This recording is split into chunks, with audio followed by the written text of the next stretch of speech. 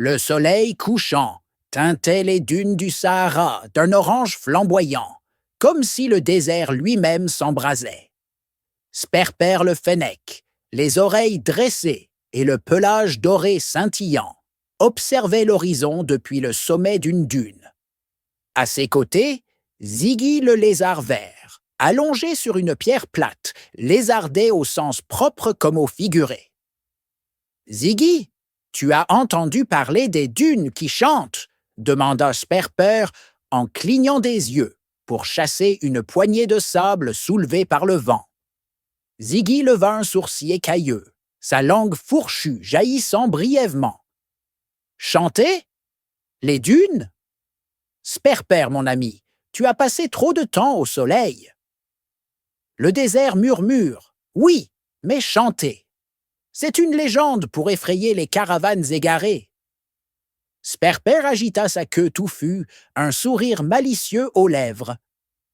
Pas selon vieux Moussa. Il m'a raconté qu'au cœur du Grand Erg, il y a une dune qui émet une mélodie quand le vent la caresse. Une mélodie si pure qu'elle attire ceux qui savent écouter et ceux qui osent chercher. Ziggy se redressa, soudain intrigué. Attirer? Comme un piège? Ou comme une invitation, répondit Sperper en sautillant sur place. Et si c'était un message? Un secret enfoui depuis des siècles? Ziggy soupira, mais ses yeux brillaient déjà d'excitation. Tu veux qu'on aille écouter une dune chanter? Bon, d'accord. Mais si on se retrouve transformé en statue de sel, je te hante pour l'éternité.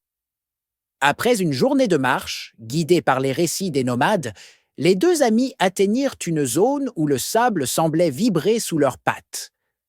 Le silence était si épais qu'on aurait pu le couper avec une griffe. Puis, soudain, un son. Un bourdonnement profond, presque imperceptible, montait des dunes. Sperper dressa les oreilles.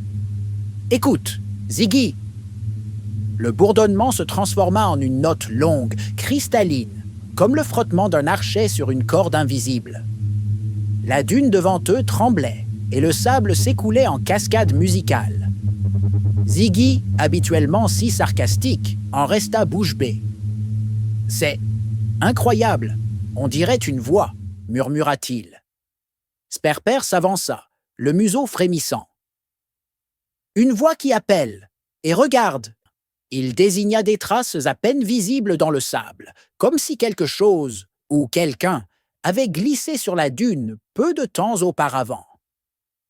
Les traces menaient à une petite cavité, à moitié ensevelie. À l'intérieur, des symboles gravés dans la roche luisaient faiblement sous la lune. Les symboles représentaient une carte, un labyrinthe de dunes menant à un point central, marqué d'un symbole en forme de lyre.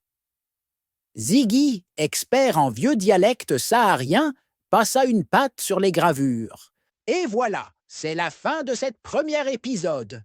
Si tu as aimé, n'oublie pas de laisser un like et de t'abonner pour ne rien manquer de la deuxième épisode et de prochaines aventures. Active la cloche pour être averti dès qu'une nouvelle vidéo est en ligne. On se retrouve très bientôt.